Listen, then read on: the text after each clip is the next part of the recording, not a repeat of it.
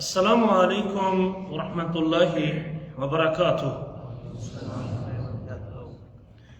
ان الحمد للہ نحمده ونستعینه ونستغفره ونعوذ باللہ من شرور انفسنا ومن سیئات اعمالنا من يهده الله فلا مضل له ومن يضلل فلا هادي له، واشهد ان لا اله الا الله وحده لا شريك له، واشهد ان محمدا عبده ورسوله۔ اللهم صل على محمد وعلى آل محمد كما صليت على ابراهيم وعلى آل ابراهيم انك حميد مجيد۔ اللهم بارك على محمد وعلى آل محمد كما باركت على ابراهيم وعلى آل ابراهيم انك حميد مجيد۔ رب اشرح لي صدري ويسر لي امري واحلل عقدة من لساني يفقهوا قولي۔ اللهم انفعنا بما علمتنا وعلمنا ما ينفعنا وزدنا علما ينفعنا۔ اللهم ارنا الحق حقا وارزقنا اتباعه وارنا الباطل باطلا وارزقنا اجتنابه۔ اما بعد فاعوذ باللہ من الشیطان الرجیم۔ الف لام میم احسب الناس ان يتركوا ان يقولوا آمنا وهم لا يفتنون ولقد فتنا الذين من قبلهم فليعلمن الله الذين صدقوا وليعلمن الكاذبين۔ گرامی قدر بھائیوں اور لائق احترام ساتھیوں، ایمان کے 6 ارکان ہیں۔ اللہ پر ایمان، اس کی کتابوں، اس کے فرشتوں پر ایمان، کتابوں پر ایمان، اس کے رسولوں پر ایمان، اچھی بری تقدیر پر ایمان، اور مرنے کے بعد دوبارہ جی اٹھنے پر ایمان۔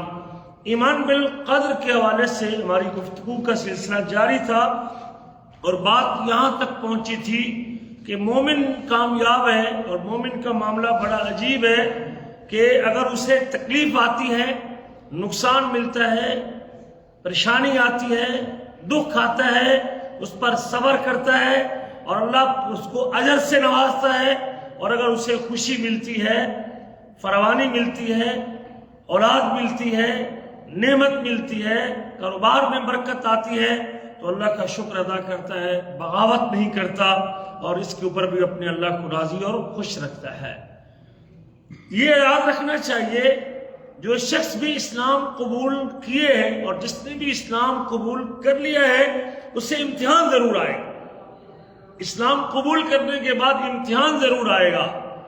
اسلام قبول کرنے کے بعد امتحان ضرور آئے گا۔ ایک مومن کو اس امتحان کے لیے اپنے آپ کو تیار رکھنا چاہیے۔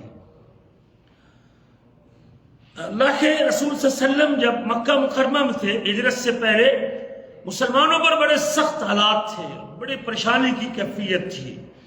اسلام قبول کرنے کی وجہ سے لوگوں کو تپتی دھوپ میں لٹایا جاتا تھا۔ اسلام قبول کرنے کی وجہ سے لوگوں کو قید و بند کی صعوبتوں سے دوچار کیا جاتا تھا۔ اسلام قبول کرنے کی وجہ سے سخت حالات سے گزرنا پڑ رہا تھا، تو کفار نے، مشرکین مکہ نے ان 9 مسلمانوں کا جینا دوبر کر دیا تھا جو اللہ کو ایک الہ ماننے کے لیے تیار ہو چکے تھے اور اللہ کو رب مان چکے تھے۔ یقیناً یہ فطری تقاضا ہے، انسان کمزور ہے، تو بعض کا انسان ان مصیبتوں پہ صبر نہ کر سکنے کی وجہ سے گھبرا بھی جاتا ہے۔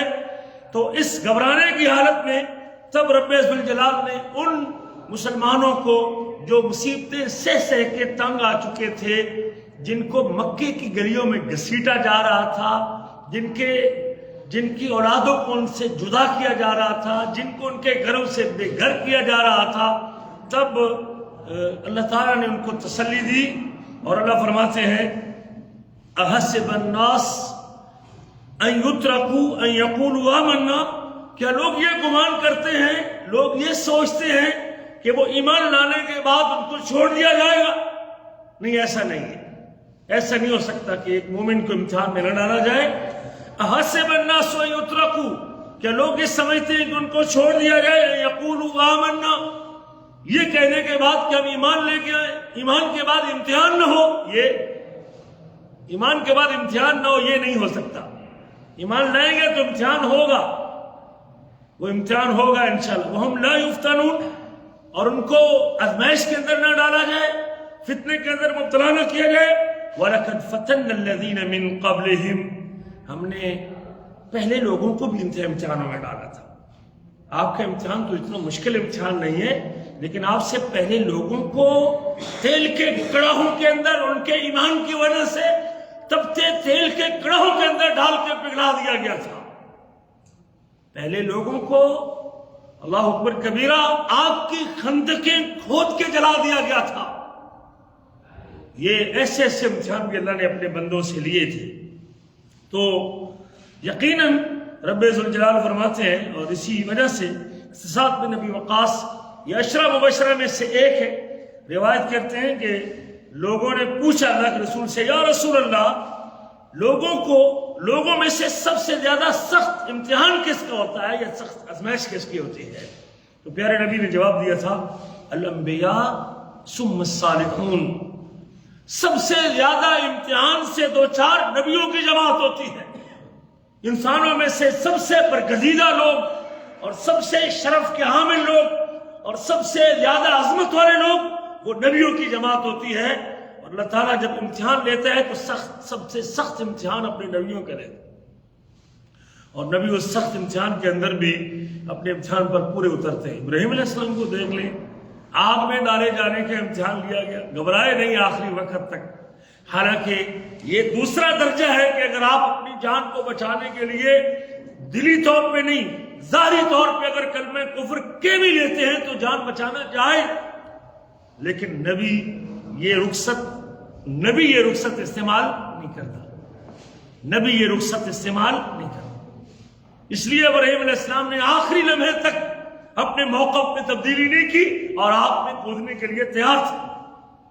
پھر رب کا کرم ہے کہ رب ذوالجلال نے آپ کو گلزار کر دیا اور آپ کو حکم دیا، یا نار کونی بردا و سلاما علی ابراہیم، اے آگ لوگوں کے لیے ٹھنڈی اور سلامتی والی ہو جا. ذرا جاؤ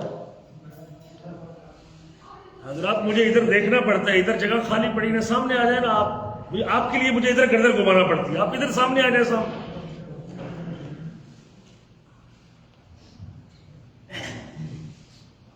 ادھر کون سے کو پکڑ لے گا بھائی؟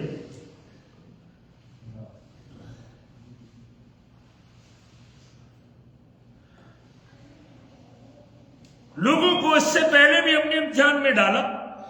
تو آپ سے پوچھا گیا حضور سب سے زیادہ سخت آزمائش کن لوگوں کی ہوتی ہے؟ فرمایا الانبیاء، سب سے بڑا امتحان نبیوں کا ہوتا ہے، ثم الصالحون، اور پھر نیک لوگوں کو ہوتا ہے، اور پھر اسی درجہ پہ جس قدر بندے کی نیکی گھٹتی جاتی ہے امتحان کم ہو جاتا ہے.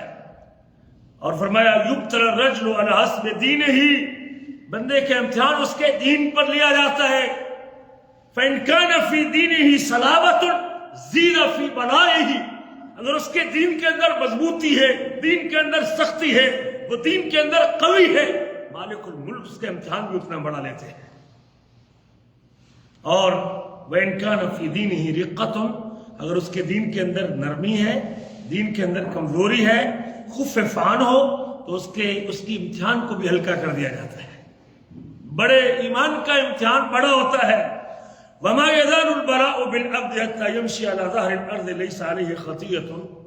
اللہ تعالیٰ اپنے بندوں کو بعض اوقات مسلسل امتحانوں میں ڈالتا رہتا ہے، اور یہ بندہ اپنے رب ذوالجلال کی طرف سے لیے گئے امتحانوں کے اوپر صبر کرتا رہتا ہے، حتیٰ کہ اللہ اس کو امتحان میں ڈال کے ایسا موقع آتا ہے کہ لیس علیہ خطیۃ، اس کے دامن پر کوئی ایک گناہ باقی نہیں رہتا ہے اس کو امتحان کے اوپر صبر کرنے کی وجہ سے.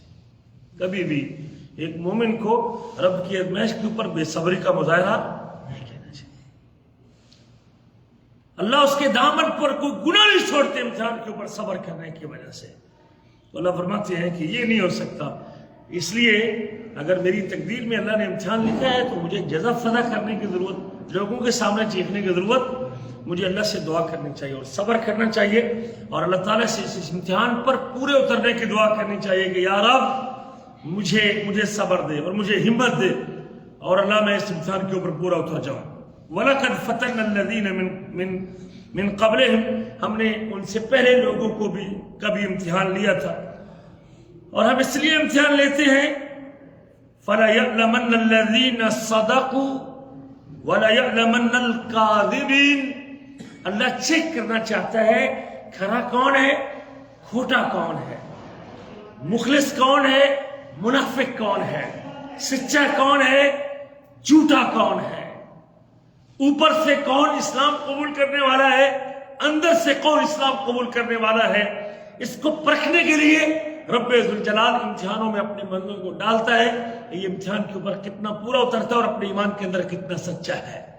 یہ اللہ تعالیٰ کی خود سنت ہے اور اللہ کا طریقہ ہے. اللہ اپنے بندوں کے امتحان لیتے رہتے ہیں. وَلَقَدْ فَتَنَّا الَّذِينَ مِن قَبْلِهِمْ.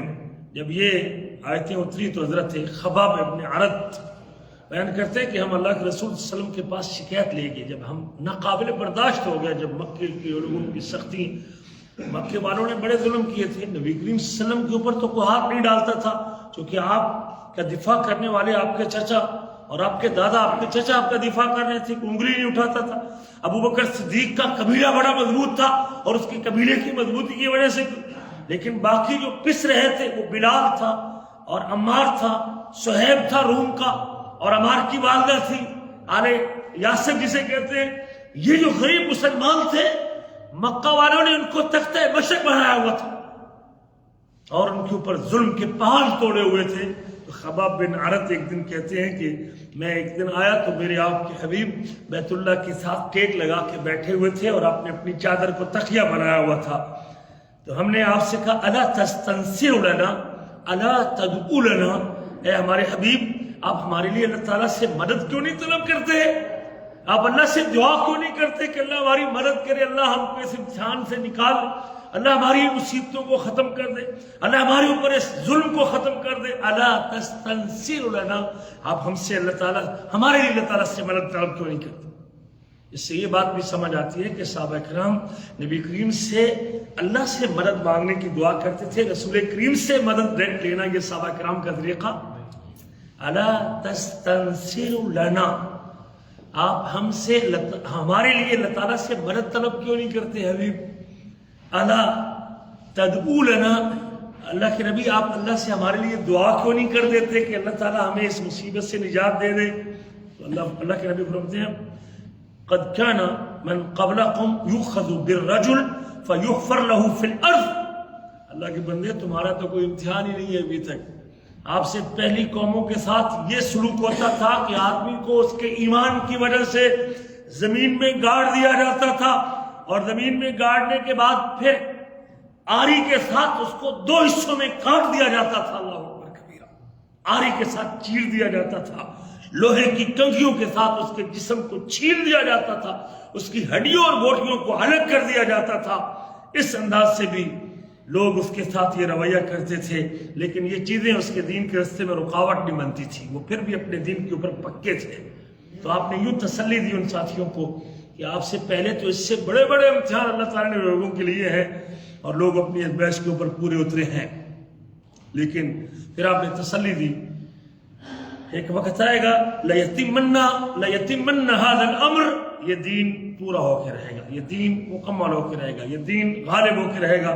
حتیٰ کہ ایک سوار آدمی صنعاء سے چلے گا حضر موت تک جائے گا. یمن کے دو شہر ہیں، صنعاء سے چلے گا حضر موت تک جائے گا اور اسے کسی چیز کا ڈر اور خوف نہیں ہوگا. اس قدر امن قائم ہوگا اور اس قدر غلبہ ہوگا مسلمانوں کا، اور سوائے اللہ تعالیٰ کہ اس کو کسی چیز کا ڈر نہیں ہوگا.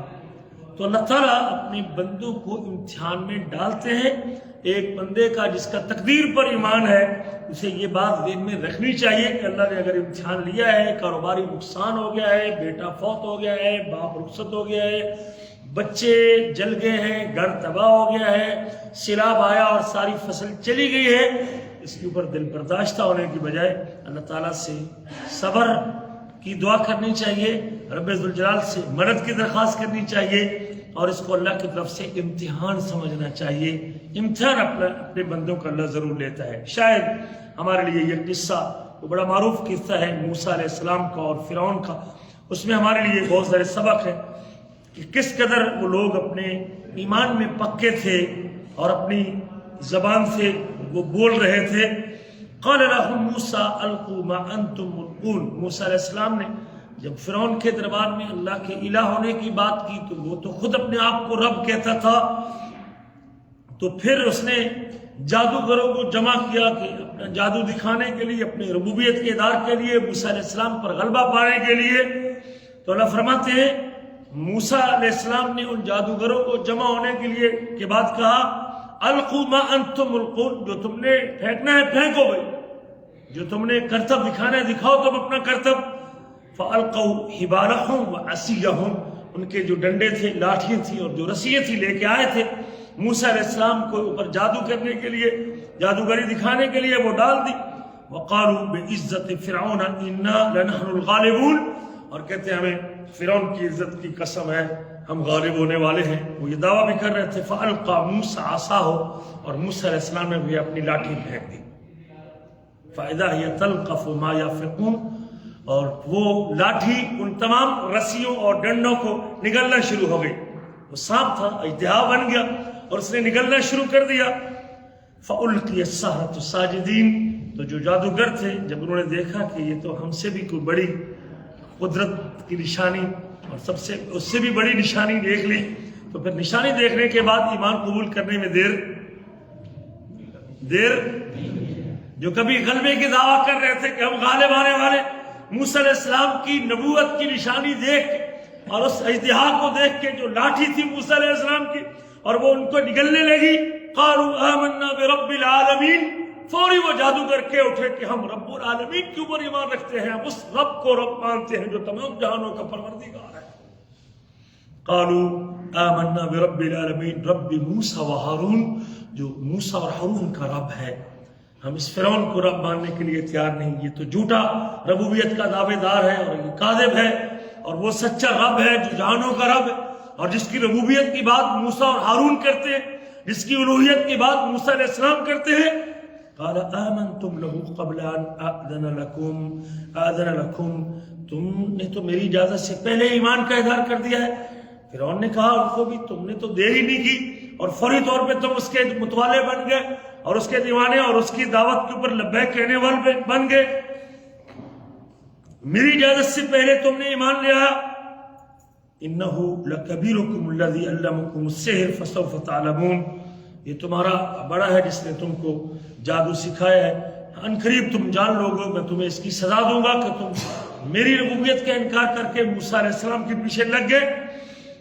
لأقطعن ایدیکم وارجلکم، اب یہ دھمکی تھی فرعون کی طرف سے، میں تمہارے ہاتھ بھی کاٹ دوں گا اور تمہارے پاؤں بھی کاٹ دوں گا، تمہارے ہاتھ اور پاؤں کاٹ کے رکھ دوں گا، ٹکڑے ٹکڑے کر دوں گا، اور برعکس سائڈ پہ کاٹوں گا، یعنی دایاں ہاتھ تو بایاں پاؤں کاٹوں گا اور بایاں ہاتھ تو دایاں پاؤں کاٹوں گا.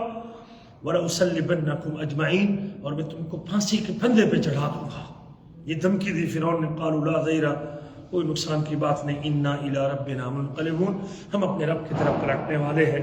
انا نطمع ان یغفر لنا ربنا خطایانا ان كنا اول المؤمنین، ہم تو اس بات کی تمنا کرتے ہیں اللہ ہمارے گناہوں کو معاف کر دے اور اللہ ہمارے غلطیوں کو اللہ ہمیں معاف کر دے اور اللہ تعالیٰ ہمیں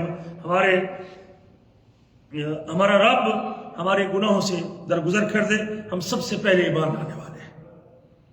تو یہ ایمان کے بعد امتحان تو آتے ہیں بندے کو، ایمان کے نتیجے میں امتحان آتا ہے، لیکن جو ضعیف ایمان اور کمزور ایمان والے لوگ ہوتے ہیں یقیناً ان کے بھٹکنے میں اور ان کے مرتد ہونے میں دیر نہیں لگتی. جب ایمان کمزور ہوتا ہے تو اللہ، اور اگر بندے کا ایمان مضبوط ہے تو پھر وہ اپنے دین کے اوپر مطمئن ہوتا ہے اور اسے کوئی پرواہ نہیں ہوتی اور وہ ہر مشکل کو برداشت کرنے کے لیے تیار ہوتا ہے. کمزور ایمان والا آدمی، اسے کوئی تکلیف آتی ہے تو فوراً اللہ کے شکوے شروع کرنے لگا. اللہ کو ہمارا گھر ہی نظر آیا تھا، اللہ نے ہمارا ہی نقصان کرنا تھا، اللہ نے ہمارے ساتھ ہی ایسا کرنا تھا. یہ یقیناً کفریہ باتیں ہیں جو حرام ہے مسلمان کے لیے، اس کے ایمان کو بھی ختم کر دیتی ہے. اگر اس کا تقدیر پر ایمان نہیں ہے تو آدمی ایسی باتوں کے اوپر بھی اتر آتا ہے اور رب ذوالجلال کے اوپر نعوذ باللہ من ذالک وہ اپنا ایمان بھی کھو بیٹھتا ہے اور ایمان بھی ختم کر بیٹھتا ہے، دنیا بھی برباد کر بیٹھتا ہے اور آخرت بھی برباد کر بیٹھتا ہے. اللہ فرماتے ہیں ومن الناس من يعبد الله على حرف، لوگوں میں سے کچھ ایسے لوگ بھی ہوتے ہیں جو بالکل کنارے پہ کھڑے ہوتے ہیں، کنارے پہ عبادت کرتے ہیں اللہ تعالیٰ کی. فإن أصابه خير اطمأن به، اگر اسے خیر ملتی ہے، بھلائی ملتی ہے، نعمت ملتی ہے، اولاد ملتی ہے، نوکری ملتی ہے، سروس ملتی ہے تو بڑا مطمئن ہے، اسلام بھی ٹھیک ہے، مسلمان بھی ٹھیک ہے اور سب کچھ ٹھیک ہے. وإن أصابته فتنة انقلب على وجهه، اور اگر اسے امتحان آتا ہے تو پلٹ جاتا ہے، پھر جاتا ہے. ہم نے دیکھا ایسے لوگوں کو جو ماشاءاللہ داڑھی چہرے پہ سجائے ہوئی تھی، تھوڑی سی کسی معاملے میں سختی ہوئی تو داڑھی اتار دی، پکڑ دکڑ ہوا داڑھی صاف کروا دی، دین سے دور ہو گئی، نماز چھوڑ دی. تو یقیناً یہ نفاق کی نشانی ہے. اور آدمی جب دین سے پھر جاتا ہے یا منافقت اختیار کرتا ہے، اسلام سے بیگانہ ہو جاتا ہے اور اسلام کی چیزوں سے منہ پلٹ لیتا ہے، خسر الدنیا والآخرہ، اللہ کہتے ہیں اس کی دنیا بھی برباد اور آخرت کی برباد ہوتی ہے. ذالک هو الخسران المبین، یہ سب سے بڑا خسارہ ہے اور سب سے بڑا واضح خسارہ اور واضح نقصان ہے، کھلم کھلا خسران اور نقصان ہے. اللہ تعالیٰ کا عدل ہے وہ، یہ اللہ تعالیٰ کا عدل ہے. اگر کوئی کسی کو گن پوائنٹ کے اوپر کفر کروانا چاہتا ہے تو اللہ تعالیٰ اس کے اوپر اس کا محاسبہ نہیں کرے، اس کے اوپر اس کا محاسبہ نہیں کرے. کوئی شخص کہتا ہے کفر کرو میں آپ کو گولی مار دوں، اگر تو وہ اپنی موت کو شہید ہو جاتا ہے تو اچھی بات ہے، لیکن ایمان کو بچانے کے لیے اگر وہ کلمہ کفر کہہ بھی دیتا ہے لیکن دلی طور پہ نہیں، صرف زبانی طور پہ کہتا ہے تو رب ذوالجلال اس کے اوپر اس کا محاسبہ نہیں کریں گے. ہے کچھ ایسے لوگ تھے جن کے لیے اپنی جان کو خطرہ تھا تو پھر دلی طور پہ وہ کفر کرنے کو تیار نہیں تھے، لیکن ظاہری طور پہ اپنی جان بچانے کے لیے اگر کچھ شخص ایسی صورت میں اگر کوئی جملہ نکال بھی دیتا ہے تو اس کے ایمان میں کوئی فرق. ہاں اگر دلی طور پہ بھی وہ نفرت کا اظہار کر رہا ہے تو پھر تو وہ مرتد ہو گیا اور وہ ختم ہو چکا اس کا ایمان. لیکن اگر صرف زبانی حد تک وہ کلمہ کہہ دیتا ہے تو صورت نحل میں اللہ کہتے ہیں من کفر باللہ من بعد ایمانہ، جو ایمان کے بعد کفر کر بیٹھا، الا من اکرہ وقلبہ مطمئن، سوائے اس شخص کے جس کو مجبور کر دیا گیا اس کا دل مطمئن ہے ایمان کے اوپر. ولکن من شرح بالکفر صدرا، مگر وہ شخص جو کھلے سینے کے ساتھ کفریہ اظہار کر رہا ہے اور کفریہ کلمے بول رہا ہے اور دل سے بھی اس کے اوپر تیار ہے، فعلیہ غضب من اللہ ولہم عذاب عظیم، اس کے اوپر اللہ تعالیٰ کا غضب ہے اور اس کے لیے دردناک عذاب بھی ہے، اس کے لیے بہت بڑا عذاب بھی ہے. وَلَهُمْ عَذَابٌ عَظِيمٌ، اس کے لیے بہت بڑا عذاب بھی ہے. تو کسی امتحان کے اوپر اگر وہ پورا نہیں اتر رہا، ہاں یہ عظیمت ہے، یہ نبی ہیں جو اس رخصت کو بھی استعمال نہیں کرتے، لیکن کمزور ایمان کا شخص اگر اپنی جان بچانے کے لیے کلمہ کفر کہہ بھی لیتا ہے تو اللہ تعالیٰ اس کا اس زبانی کہی ہوئی بات کے اوپر محاسبہ نہیں کریں گے اگر اس کا دل ایمان کے اوپر پورا مطمئن ہے، دل ایمان کے اوپر پورا مطمئن ہے. تو یہ مسئلہ بھی یاد رکھنا چاہیے. بہرحال یہ زندگی کے ساتھ ہے کہ اللہ تعالیٰ اپنے بندوں کے امتحان لیتا ہے اور ایک مومن کو اس کے لیے اپنے آپ کو تیار بھی رکھنا چاہیے. اور کبھی بھی انسان کو اگر اپنے بچے کی وفات کا، پچھلے دنوں کی بات ہے کہ ایک شخص کا جوان بیٹا تھا اور وہ رات کو سویا ہوا تھا، زیرونیزا میں ایک مسئلہ میں کام کرتا ہے، اور سانپ آیا رات کو اور اس نے اس کو ڈس لیا اور وہ بچہ فوت ہو گیا. اس تو یقیناً ایک ہی اس کا بیٹا تھا. تو ایسے موقعوں پہ جب آدمی کو اللہ تعالیٰ اولاد سے محروم کرتا ہے، مالی نقصان سے دوچار کرتا ہے، تو جزا اور فضا کرنے کی بجائے ہمیں اس کو اللہ کی طرف سے آزمائش اور امتحان سمجھنا چاہیے. اکلوتے بیٹے بھی لوگوں کے چلے جاتے ہیں. ابراہیم علیہ السلام کا اکلوتا ہی بیٹا تھا حضرت اسماعیل علیہ السلام. رب نے ذبح کرنے کا حکم دیا تو ابراہیم علیہ السلام اس کو ذبح کرنے کے لیے کیا ہو گئے؟ تیار ہو گئے تھے. اس لیے یہ امتحانات انسان کی زندگی کے ساتھ ہیں. تو تقدیر کے اوپر ایمان کا ایک حصہ بھی یہ ہے کہ اللہ اپنے بندوں کو آزماتا بھی ضرور ہے اور امتحان بھی ضرور دیتا ہے. اس دعا کے ساتھ کہ اللہ تعالیٰ ہمارے گناہوں کو معاف فرمائے اور ہماری پریشانی کو دور فرمائے. اللہ تعالیٰ ہمیں امتحانوں سے دوچار نہ کرے، لیکن اگر ہماری تقدیر میں امتحان لکھا ہے تو اللہ اس کے اوپر پورا اترنے کی توفیق نصیب فرمائے. اور یہ پختہ ایمان کی نشانی ہے. آخری سبق ہے کہ ارکان قبول عمل ہمارے صالحہ کن 2 ارکان کی بنیاد پر قبول ہوتے ہیں، اس کے اوپر بات انشاءاللہ اگلے درس میں کریں گے. وہ کون سے 2 رکن ہیں جس کی وجہ سے بندے کے ایمان، بندے کے اعمال قبول ہوتے ہیں. یہ ہمارا آخری درس ہوگا تقدیر کے اوپر ایمان کے حوالے سے، اور پھر اس کے اوپر اس کی دہرائی کریں گے. 2-3 مجلسوں میں پچھلا سارا سبق دہرائیں گے. تاکہ آپ حضرات کو پچھلا مکمل جو سبق ہے ایمان بالقدر کا وہ دوبارہ ایک مرتبہ تازہ ہو جائے، اور ہم تاکہ اپنی زندگی کو اس کو لا سکیں اور اس کے مطابق زندگی میں سکون پیدا کر سکیں۔ جتنی ہماری پریشانی ہے اور جتنی بدامنی ہے اور جتنی اس وقت فساد اور بگاڑ ہے اور جتنی بیماریاں ہیں اور جتنی ٹینشنیں ہیں، اس کی بنیادی وجہ تقدیر پر ایمان کا درست نہ ہونا ہے۔ یقیناً یہ جب بندہ سمجھ جاتا ہے تو اس کی زندگی بڑی پرسکون ہوتی ہے، اس کی زندگی بڑی پرسکون ہوتی ہے، اور وہ بہت ساری پریشانیوں سے اپنے آپ کو بچا لیتا ہے جب اس کا تقدیر پر ایمان ٹھیک ہوتا ہے۔ اللہ سے دعا ہے کہ اللہ تعالیٰ ہمیں عمل کرنے کی توفیق نصیب فرمائے۔ ہمارا درس کا ٹائم 12:50 سے اگلا درس شروع کریں گے۔ 12